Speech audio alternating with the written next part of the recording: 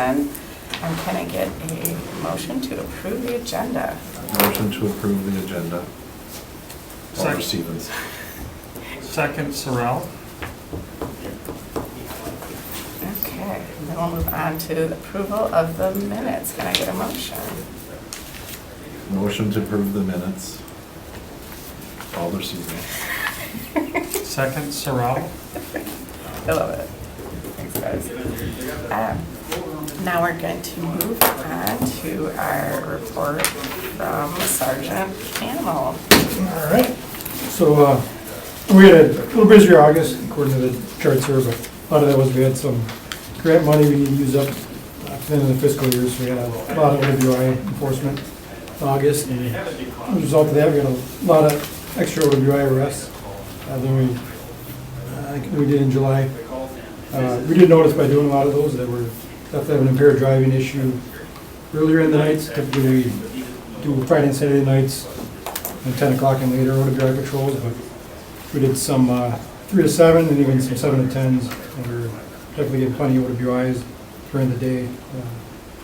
Not only alcohol ones, but quite a few drug impairment ones as well. So definitely noticed an issue that we have, so we'll be adding some more enforcement during the afternoons for that particular issue.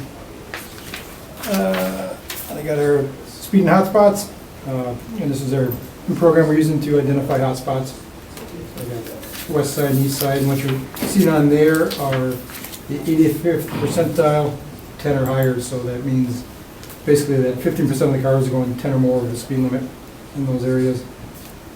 So we're putting this out to our officers and giving them an updated weekly report on it. Also train the officers how to zone it in. Somebody is in the, there we go. Stephen Larson, we now have everyone. So we're also training our officers how to use this program to find that down within their shift by day and hour to be able to see exactly where they should be going for the hot spots.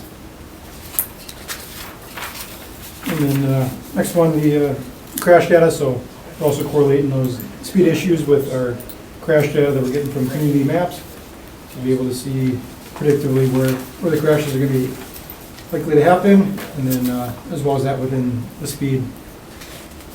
And then keeping in mind that this is beginning of school in September here, so we've been putting a lot of extra patrols in the school zones. Also keeping in mind our speed issues within the school zones there. We have a lot of complaints in the schools during this time of year for illegal parking during drop-offs, kids running across the street as a result of that, illegal U-turns where they're not posted, or illegal U-turns in Sullivan's got it. A number of schools have it. I know Eisenhower's asking for it on Shane. I told them to put it through their alders. There's also they got it posted on Shane for no parking between 7 and 4, but they don't want cars even stopped in there, so I said if they want that changed, they can put in a request for that, for no stopping and standing in the southbound lanes there. But I just continue to work with the schools and their issues there. And the big one this week is the closure of Mason and Lime Kiln. So we're getting some, DPW had put out a post on that 2 days ago, and I think we shared that today as well. Right. Do you know Definitely a lot of, Reconstructing East Mason Street from Jasper to Bader. Yeah, how long do you? It'll be through the rest of the construction season into December. Yeah, that's what I saw. 35 days we'll have Jasper to Lime Kiln, so Lime Kiln will be back open. The intersection, the signal will be back up, but from Lime Kiln to Main Street and then jump across Main Street to Bader, we're not doing an overlay. We're milling off the overlay and building a new concrete street. are they rerouting it out there? Detours? No, or like rerouting the road, or is it keeping? No, it's the same thing. It's just that the matter of the asphalt overlay was deteriorating, especially the main area was across from Martin Hardware, where that old car dealership was, and it was just running rough. And it's like, well, you can only overlay a street so many times before the base needs to come out, and so we had a funding source that we could tap into with the East Town Mall expansions and renovations that would include the reconstruction of this street. Yeah, it's a little messy over there right now. Yeah, Yeah. especially today, the first people. Well, today's the very first going through day, it. so it's gonna be, Just aren't used to it yet. I mean, our official detour is Main to Webster. You know, so that's a long way to go down Main Street. You catch them Yeah. come over the bridge and say, you gotta turn on Webster. It's like, well, I'll turn on Baird. And it's like, well, we don't want trucks on Baird, you know? We have to go to the next available You're gonna truck have route. so many people just like going back the highways at Sound. Oh, I know. The local traffic, not Yeah, local, but the vehicle traffic will find any way to go. Yeah. And I really can't punish them, but we can punish a truck that goes off detour. Yeah, that's where, we have a lot coming down August today, Yeah. especially they come out of GBS and go north. Well, and that's Nowhere to another, go. because we're using Berlin Road in Bellevue, we gotta catch them all the way back that far, otherwise they're gonna cut across on August or Deborah or one of those streets, so. And it's the first day, the truckers will figure it out quickly, and their dispatchers will reroute them accordingly, but the first day, you They can just don't ignore know the what to signs a do. lot until they actually mean something. Did you adjust the signals over there yet? At, Mason and Main? With the Uh, turn signal, with that one, Mason's completely shut down. Mason's completely shut down on the one leg. Yeah. And the cameras will detect that there's no vehicles in that leg. Okay. So that it's gonna give the time back to Main Street and then try to help flush out Mason. But I don't like to adjust too much, you know, let the cameras do their work and let that first week of, everybody will figure it out and they'll say, oh, I'm not taking I-43 and taking Mason exit, I'm gonna go all the way around to Webster. Depending on where they're going, you know, they'll just say, I'm not going through there unless I have to. They can recognize that westbound, the left turn lane is one lane over. Yeah, I haven't gone out and looked at the traffic control setup it was all done by engineering firms and outside consultants, but I approved it, I just haven't gone out in the field and saw what they put on paper is what they put in the field. Yeah. Any questions or anything for Sergeant Hamel? If not, I'll make a motion to receive and place on file. Excellent. Alder Who are you? Stevens. Okay. And Knight second.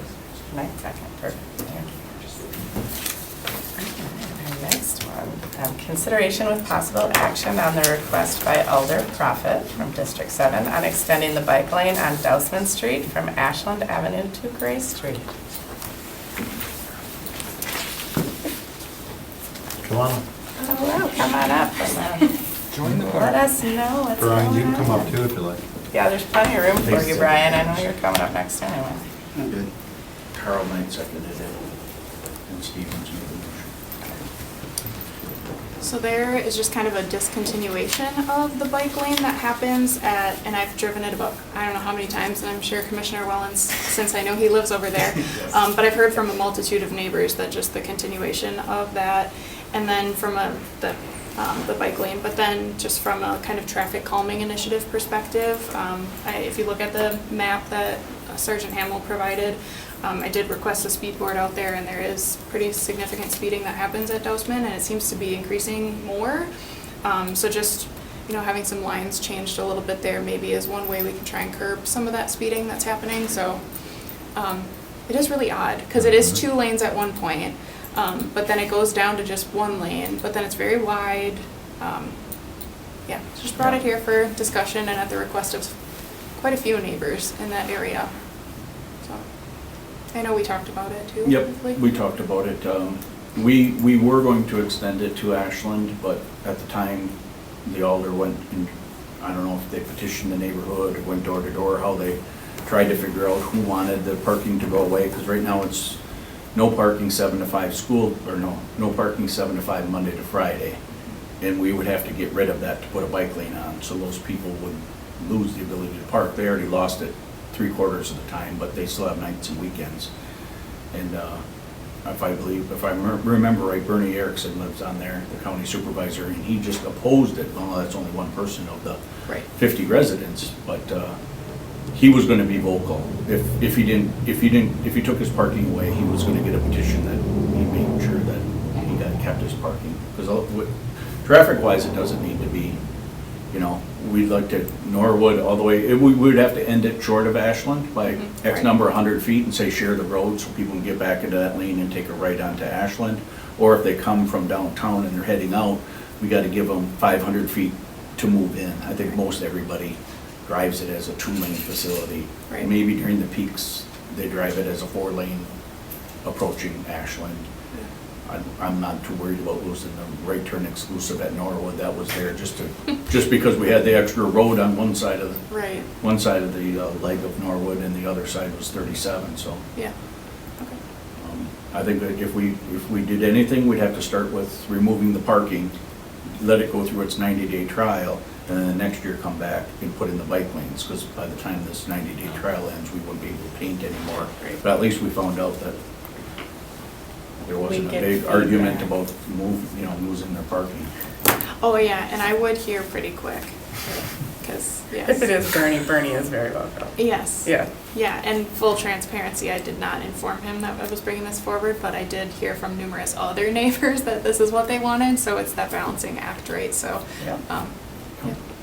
yeah. So, Well, my question, how do you feel about making the change? I think it would be a great change. I'm fine with just starting with removing the parking, of course. That makes perfect sense to phase it in like that. But yeah, brought it to the neighborhood association. Commissioner Wellens was there, and a second neighborhood association as well, because it kind of tucks into Fort Howard Association as well a little bit. There was some focal folks there as well. Just, that's one where we're seeing more speeding, so if we can try and curb it through painting lines in addition to traffic enforcement, I think why not? Right, so with both of your meetings, you thought everyone saw this favorably. Yes. As my personal opinion, as someone who bikes down Dowsman all the time. Well, I think it's a great idea. Including So- to get here. So Yeah, that's- it would yeah, really be 100%. just an extension from Norwood to Ashland, because we already have a bike lane already on Dousman Yeah. from Norwood to, not just Gray, but we go as far as to Oneida. And then Oneida, again, on-street parking is back, and if somebody was willing to get rid of it, we could run bike lanes all the way up to Military, but it's, The other thing I do know is that the bike lanes are recommended by the safe walk and bike plan in this Yeah. gap, so just have to fix in with that. So we have a meeting coming up, Alder Prophet and I, with Valerie and the mayor around some other improvements to Dousman that end at Ashland. And so, just for what it's worth, I like the idea of the 90-day thing, and then Alder Prophet, I would suggest that we tack this section onto that discussion Okay. with them for that permanent continuation of improvements. Sounds good. Ashland to Broadway? Is that your? No, Ashland to Oh. Norwood. Oh, yeah. Yeah. We've already got like some schematics to Ashland, really from the bridge to Ashland. But we didn't touch anything from Ashland beyond. And I think Right. it would be super easy to tack this on. And the Right. schematics from the bridge over were really cool. Mhm. You know, and we have all the parking is restricted on Ashland from Dousman to Mather.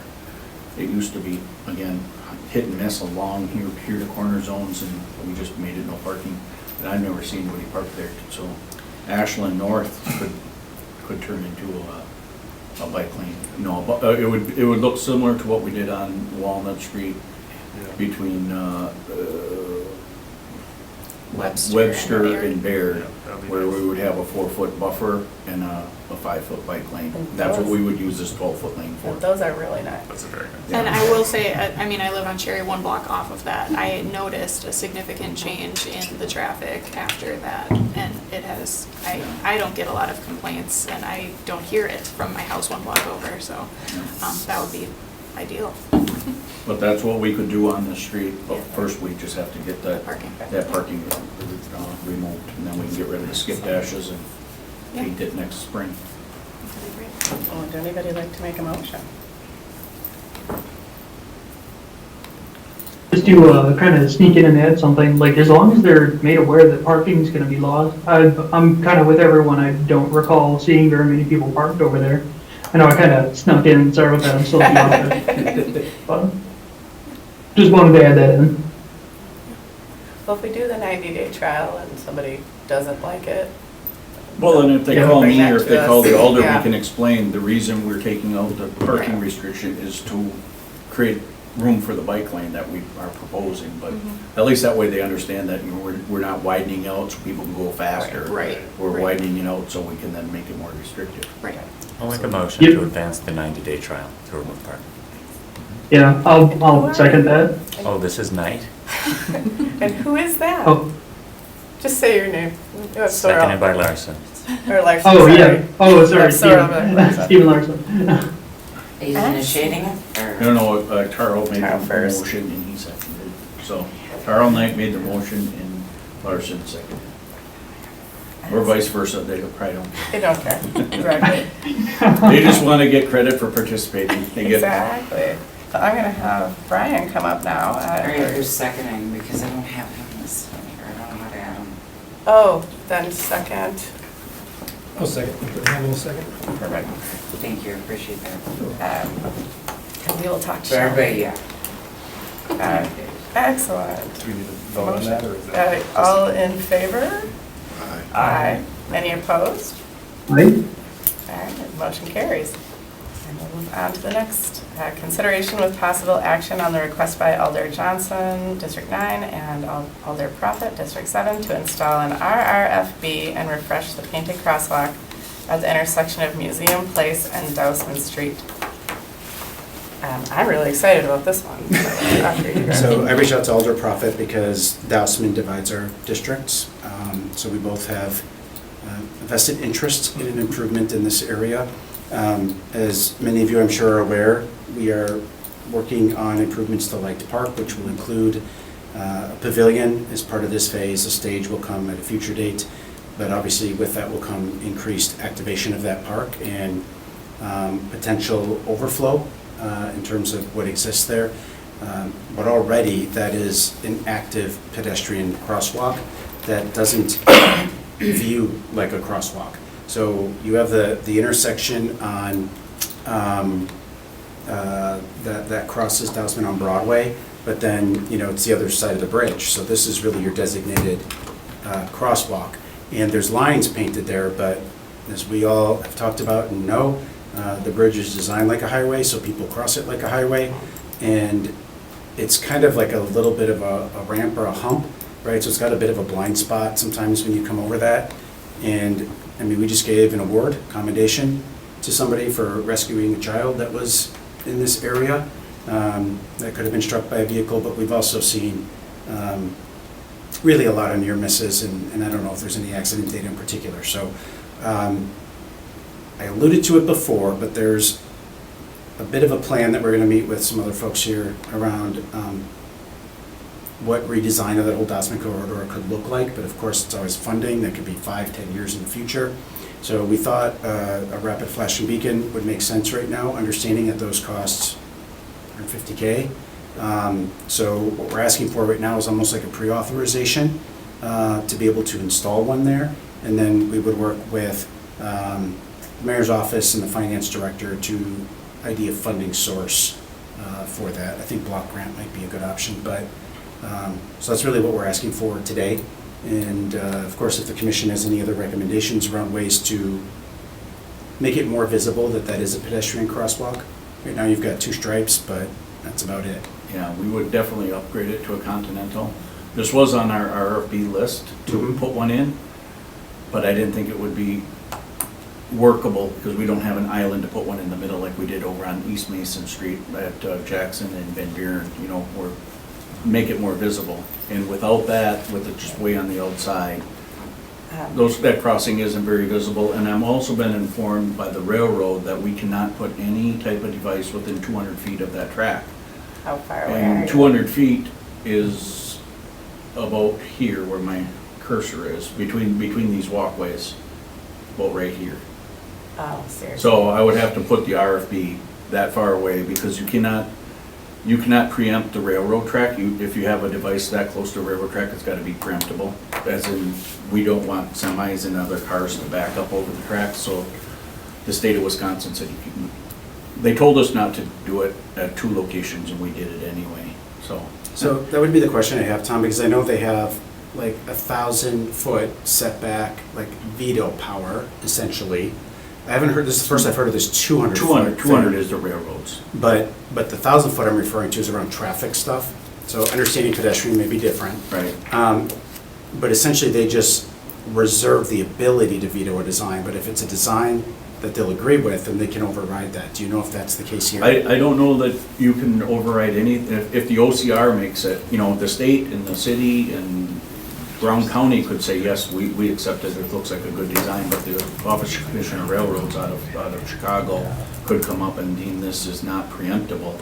So it's not a device that you can have within 200 feet of But they railroad could. tracks. They could deem it that, is my point, right? I guess they could. We don't But have I to would- assume that it's not possible. I would It could still be a like to request. move this crosswalk somewhere in the middle from this walkway, you know, to here. We normally don't do a mid-block, but with an RFB, you can kind of put them wherever you want.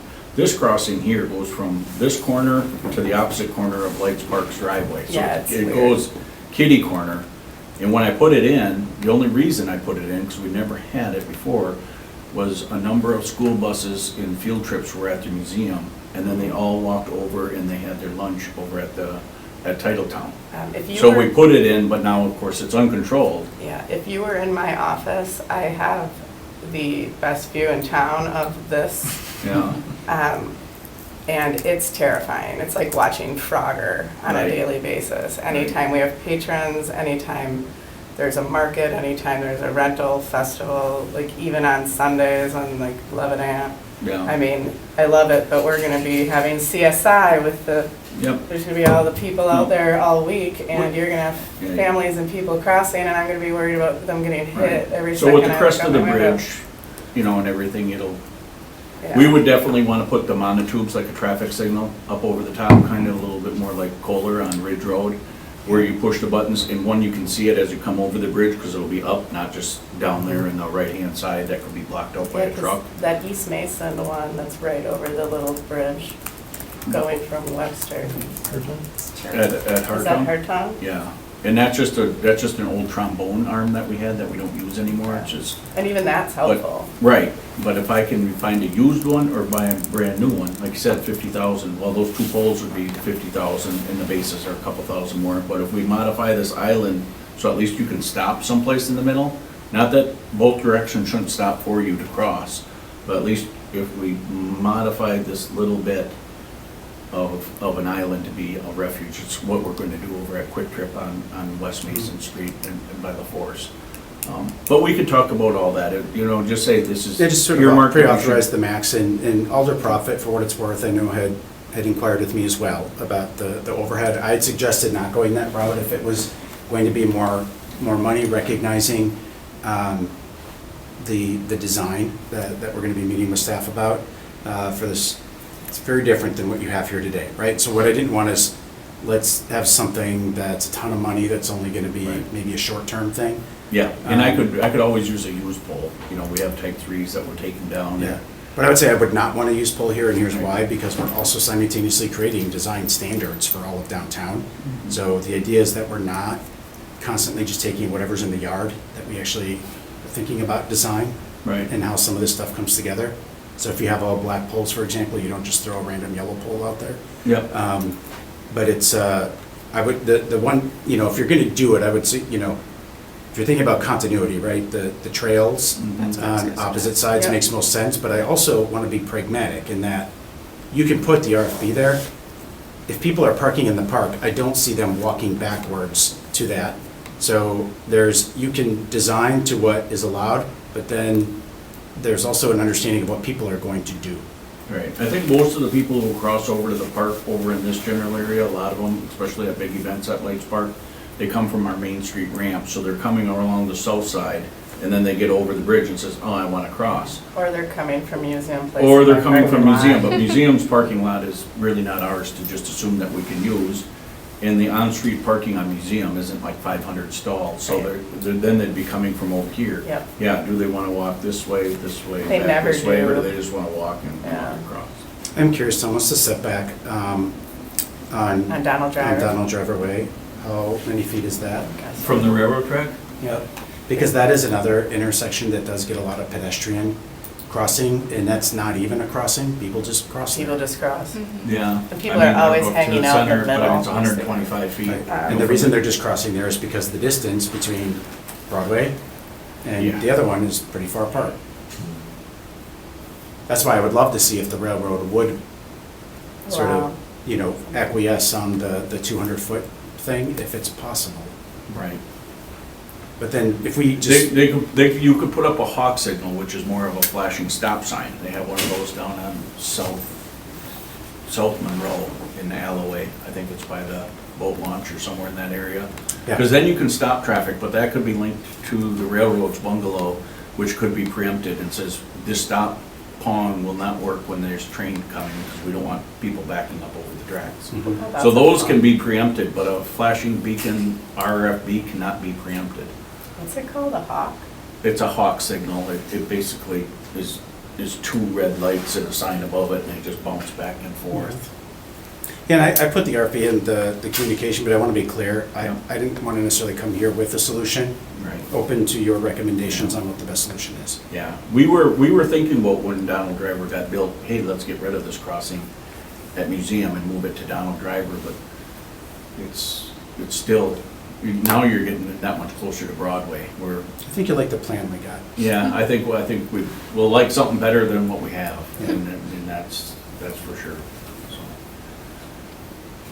and this- Just to sneak in again, I can't see the screen. Are you talking about the easternmost sidewalk coming from Lake Park, crossing over by the museum? Yes. Yeah. Like, okay, I just wanted to make sure. I had assumed that's where it was. Yeah, but, you've probably very scarily crossed there if you went to any event at Lake Park. Oh, yeah, it's really fun crossing that. It's just knowing the 200-foot recommendation, like, just ballparking it, I think that's probably gonna be like 300 feet or so, like, from the tracks to that sidewalk. So, I mean, it should be out of that veto zone. I'm very much just eyeballing it on the computer. But we had 64 locations of RFPs, we pared it down to 52, just because there were some that were, like this one, not feasibly constructible, but not ideal, so we just didn't want to throw one out, just to throw one up and find out it's really not helping. Right. So, So, you know, I was just kind of looking for some level of authorization to install something there. Right. How you guys want to word that motion? I think maybe if it were worded in a way that gave like maximum flexibility while we work out the funding source, you know, so long as we're delivering a solution that meets the problem. Yeah. Whether Yeah, it's an the RFP community or development whatever you block call grants, it. That- the the parks, hawk signal. or city, yeah. So would this be a referral to finance or referral to staff to get the final details? I think Traffic Commission needs to authorize the Yeah. placement of something. And so Yeah. that's what we were looking for, and we'll work with staff on the funding piece and bring that forward once we have that figured out.